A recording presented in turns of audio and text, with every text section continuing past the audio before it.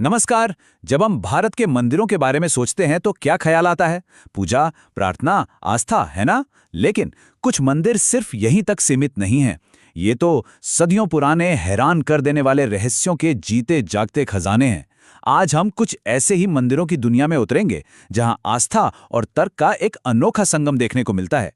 मतलब भारत में ना ऐसे कई मंदिर हैं जहां ऐसी ऐसी चीजें होती हैं, ऐसी ऐसी कहानियां हैं जो आज भी एक पहेली बनी हुई हैं।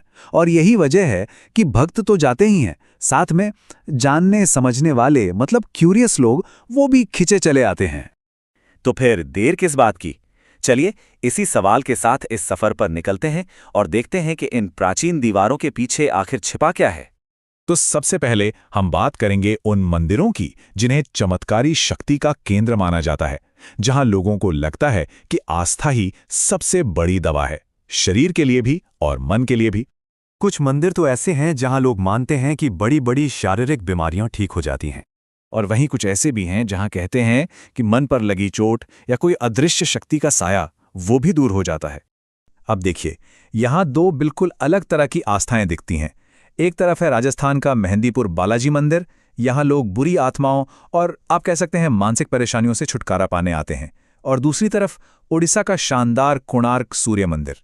इसके पीछे एक कहानी है कि भगवान कृष्ण के बेटे सांब यहीं पर कुष्ठ रोग से ठीक हुए थे।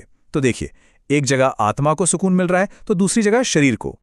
अच्छा, ये तो हुई चमत्कारी इलाज की बात। अब जरा उन मंदिरों की तरफ चलते हैं जहां जो होता है वो तो सीधे सीधे प्रकृति के नियमों को ही चुनौती देता है। मतलब जब नामुमकिन सच लगने लगता है।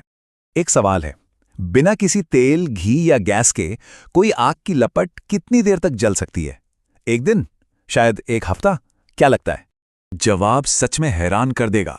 ये ज्वालाएं एक दो दिन से नहीं, सदियों से जल रही हैं। हाँ, बिल्कुल सही सुना, सदियों से। ये जगह है हिमाचल प्रदेश का ज्वालाजी मंदिर। पता ये 51 शक्ति पीठों में से एक है। कहते हैं यहां देवी सती की जीभ गिरी थी और यहां जमीन से एक नहीं, दो नहीं, पूरी 9 ज्वालाएं निकलती हैं जो बिना रुके, बिना किसी ईंधन के जलती रहती हैं। वैज्ञानिकों ने बहुत कोशिश की पता लगाने की। कुछ कहते हैं कि नीचे नेचुरल गैस हो सकती है, लेकिन आज तक कोई भी पक्के तौर पे ये नहीं बता पाया कि आखिर ये चमत्कार हो कैसे रहा है। ज्वाला से अब पानी की ओर चलते हैं। गुवाहाटी में एक बहुत ही प्रसिद्ध शक्तिपीठ है जहां एक और कुदरत का करिश्मा देखने को मिलता है। यह स्त्री शक्ति और प्रकृति के गहरे रिश्ते से जुड़ा है। कामाख्या देवी मंदिर ये भारत के सबसे ताकतवर शक्तिपीठों में गिना जाता है। यहां देवी सती का योनि भाग गिरा था, ऐसी मान्यता है। इंटरेस्टिंग बात यह है कि यहां कोई मूर्ति नहीं है, बल्कि एक पत्थर की पूजा होती है जिससे पानी निकलता रहता है। पर साल में एक बार 3 दिनों के लिए ये पानी अपने आप लाल हो जाता है। लोग इसे देवी का मासिक धर्म मानते हैं। हाँ, साइंटिस्ट का कहना है कि शायद चट्टानों में आयरन ऑक्साइड जैसा कुछ हो, लेकिन भक्तों के लिए ये देवी के जीवंत होने का सबसे बड़ा सबूत है।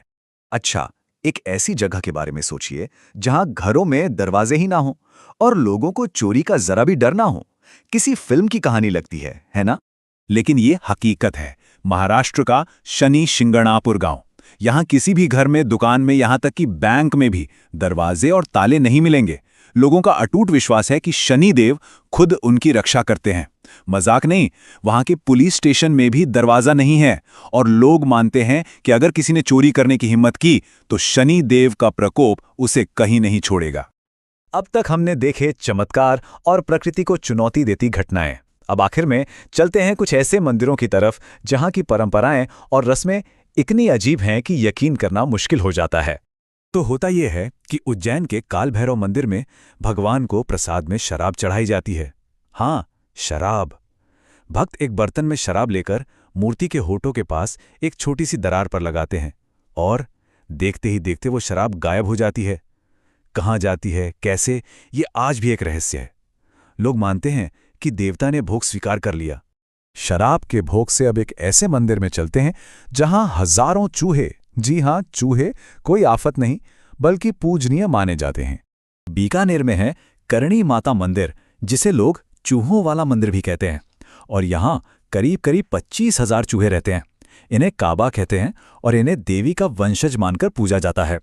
लोग इन्हें अपने हाथ से खिलाते हैं और उनका जूठा प्रसाद खाना तो बहुत शुभ माना जाता है।